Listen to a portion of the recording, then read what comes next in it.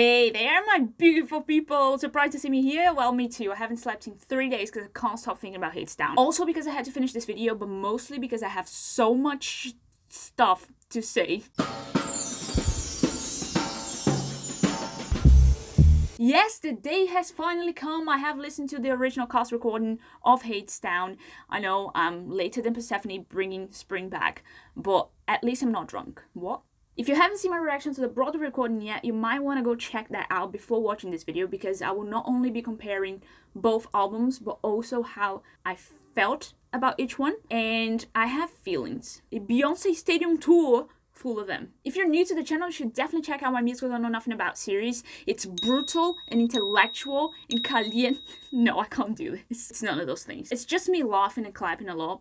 Mostly trying to do both at the same time. If you enjoyed that, smash the subscribe button and the notification bell to join the Musical Fight Club. You know, West Side Story style, where we just dance and sing at each other instead of actually fighting. You got it. For exclusive reactions requested by you, early access to my videos, live chats, you should consider supporting the channel on Patreon. Any help will be super appreciated and go towards the improvement of the channel and helping me conquer the world of musical. No, I can't do this at the start of the video, it doesn't feel right. The link to my Patreon page will be on the description below. I'll see you there. Before we start, let me know in the comments which is your favorite Hadestown album and why, if you have one. It's for science. You'll also notice that I won't comment on every single song, just the ones that have major differences compared to the Broadway recording, or anything that stood out to me. Now let's listen to the opening line, shall we?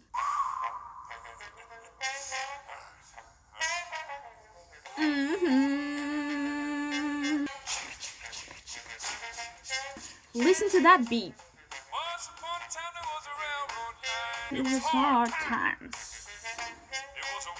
God. And? Okay, my very first thoughts when I started listening to the original cast recording were, it sounds darker, it's more soulful and less funky, and it's more melodic. Now let's break down what I mean by that. The beat when they're simulating the train engines is a lot lower, as is Hermes' voice. And we all know that a lower tone is often used to convey mystery and suspense. It sets a darker atmosphere, like we're already in the underworld. In fact, the original Hermes sounds way more like Patrick Page than Andrew the Shields does. It also felt more soulful and less funky because they toned the song down by the end of it. At the last seconds, the instruments fade and you just have this soft ooh from the choir, while on Broadway you have this blast of energy from the band and the singers, so it escalates instead of declining. And that's probably related to how they chose to go about the story at the end of each song. On Broadway, we end in a very enthusiastic, it's an old tale from way back when, and we're gonna sing it again, yeah, yeah. Referring to the most brilliant and iconic, yet painful as hell aspect of the story. It's never-ending cycle of torture. Joking, half joking. On the original album, the last line is, it's a love song about someone who tries, which makes us believe this story is gonna be about our hero. So to me, the shift on Broadway was that Hadestown went from being character-oriented to being plot-oriented, which I prefer on this case. I just think the whole full circle element of the show is the most beautiful thing ever, but that's just me. On why I thought it was more melodic, Andre's Hermes has a way more spoken style of singing, like he's just placing the words at the perfect moments to make it sound like music, while off-Broadway Hermes is full-on singing, and I absolutely loved experiencing those two different ways of telling the story. Wow, my mouth is already dry and it's only the first song. Cheers to that. I'm an outlook girl. I gotta tell you, I'm so glad Amber Gray was on the original cast. I genuinely believe no one can do this better than her. Yep, I said that. Queen! Well, first of all, there are 4 amazing songs in between Road to Hell and Living It Up on Top on the Broadway recording. Hard to compete with that. It was obviously because the story was not delineated yet, but that skip made me realize that Eurydice would pretty much be on the background on the original cast recording. The melodies are very different as well, but the lyrics stand out to me here. For starters, no Hermes for most of it. They're telling their own stories themselves. Again, I believe that's totally related to that perspective shift that I was talking about. Two main takeaways from this song for me. One, it's a lot closer to the Greek mythology version of Persephone than this modern version that Broadway Hadestown brought to life. They sing a lot about how Persephone is to blame for the seasons, about typical summer elements, about her relationship with Hades. I actually really loved this bit. And when my man comes around, oh, I know he's gonna bring me down. Because what we hear on the surface is that when he comes around, he'll take her down to Hadestown. But between the lines, it's also about how miserable mythology Persephone is when she's around her husband. Literal chills! Second takeaway, Orpheus. We hear him for the first time, and surprise, surprise, he's way more confident and experienced. My first thought was, go Orpheus! And then I was like, wow, this is probably gonna change everything, won't it? Except for the end, because tragedies suck and I don't want to talk about it. To me, off-Broadway Orpheus sounds way more impulsive and more prone to turn around and check on his lover when he was told not to. And a major difference to support that is the line, "Let the world we dream about be the one we live in now." While on Broadway, Orpheus says the world we dream about and the one we live in now while toasting to it. The original line is way more active and challenging, the way I see it. Eurydice sounds so different. It took me a while to separate them in my head. I prefer the Broadway version of All I've Ever Known because it's two-sided. Also, on the original, we're not introduced to Eurydice as an individual outside her relationship with Orpheus, which is a bummer. But on the other hand, we have another character owning that story here. Orpheus only joins the song when Eurydice literally asks him to, giving her more room to speak her mind. Big shout out to this moment. Wait for it. Nothing more powerful than a good old gasp in an emotional song to ruin my sanity in the best way possible. Okay, first of all, guess it's time to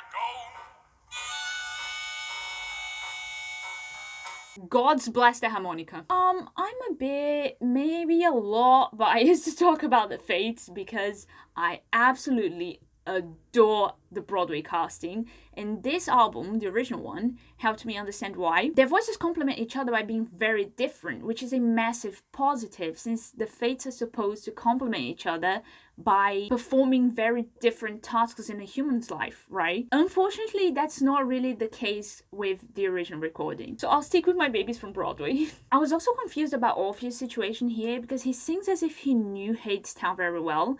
So I was wondering, is he a mine worker in this version? I was really worried. I'll be honest, it took me a while to get used to Reeve Carney's voice and style until I realized how amazing it is that his voice and Hades' voice are polar opposites for a reason. After all, they use their voices for very different purposes, one to control, the other to set free. So the instrument was chosen accordingly. That is not necessarily true to the original cast recording, but that is not a criticism at all, just side note. Epic 2 on Broadway versus original cast recording. Completely different songs. And to be honest, I really like both the same way because they look at Hades from different perspectives. They both explore ugly truths about the antagonist's personality. That's the purpose of Epic 2. But while Broadway focuses on how Persephone's absence affects Hades, Off-Broadway focuses on his boss persona, on how nasty he was in building an empire by exploring his employees. The way I see it, Broadway wanted to humanize Hades, make him a little bit more relatable, while the original cast recording was like, bitch, you're done. Harsh. We know that two things happen at the same time here, but for some reason in the Broadway version, it's more clear to me that they're two different things. Maybe because there's way more dialogue and there's little bits and pieces that we don't really get on the original album. A really big difference as well is Eurydice. She's done with Orpheus, not confident in his plan at all, while Broadway Eurydice is more hopeful. She keeps, and I quote, trying to believe that he'll save them. I really enjoy the character personality differences between the albums. There's this one line that I really loved on this song, and when the gods are having a fight, everybody else better hold on tight. Especially because we don't have a gathering storm on this album. When the gods fight, that's when storms form. And I feel like that line kind of represents the missing song. It's like a little Easter egg they didn't even know they were hiding in there.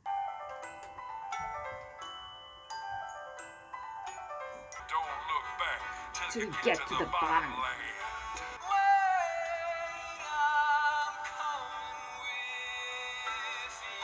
Wait For Me on this album is a ballad, right? It's slow and has its charm, but I just love how epic the Broadway version is. Way too much. The end of the song's a tie for me though. I love the power of the piano on Broadway, but Orpheus going...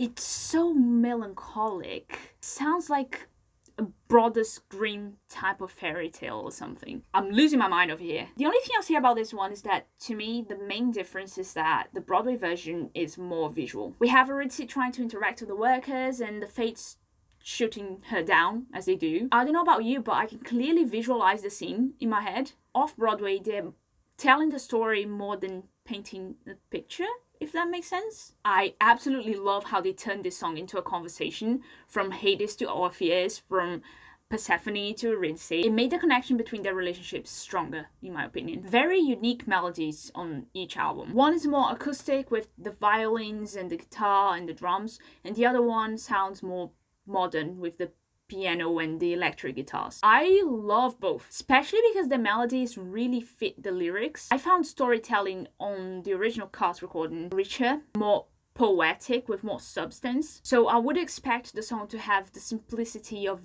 an acoustic version, since the lyrics are so powerful. They actually managed to carry the song, essentially. I mean, listen to this.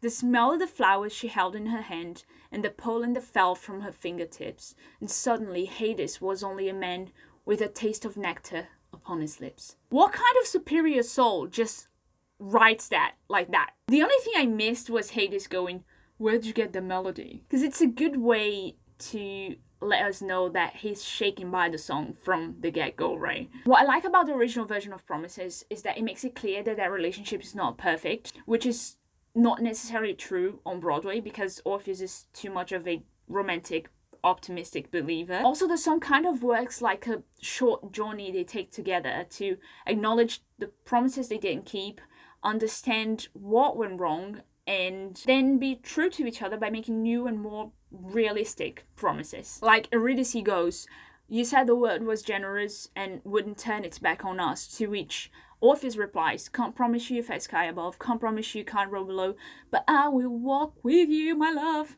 anyway the wind blows." That's doable. And even though I enjoy the positivity of the Broadway version, I think the original version wins lots of points by starting with that sort of confrontation and adding a new layer to their relationship. The one thing that stood out for me here was the very end.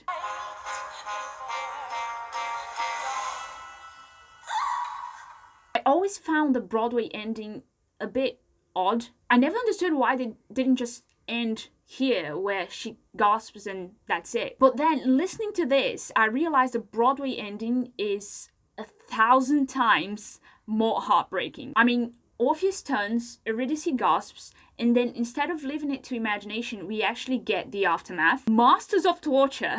Orpheus goes, "It's you," as in, "Oh, damn it, you're really here, I messed up, didn't I?" Then Eurydice confirms, "It's me," as in, "Yes, you dumbass, you messed up." And then they both say each other's names for the last time, as if they're lamenting. Orpheus, "We were so close, bitch." Eurydice, "You're dead."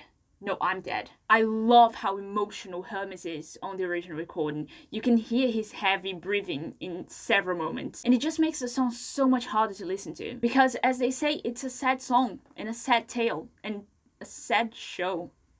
I'm happy that they decided to flip the table and end the Broadway show on a relatively more positive light. The end of the original song ties in with how it starts. It's a love song about someone who tries. And in the end, that love song is given to the world in spite of Orpheus' fate, and it becomes a love song for anyone who tries. On Broadway, it's just the same if we look at Road to Hell Reprise as the actual ending of the story. Of course, the whole Louisiana bar setting of the Broadway recording helps lighten up the mood after that, but that feeling of full circle and closure is there on both albums. Even though Broadway is more like closure, but not really. Both amazingly written though. It was such a joy to experience the show through a somewhat different perspective. I keep banging this thing.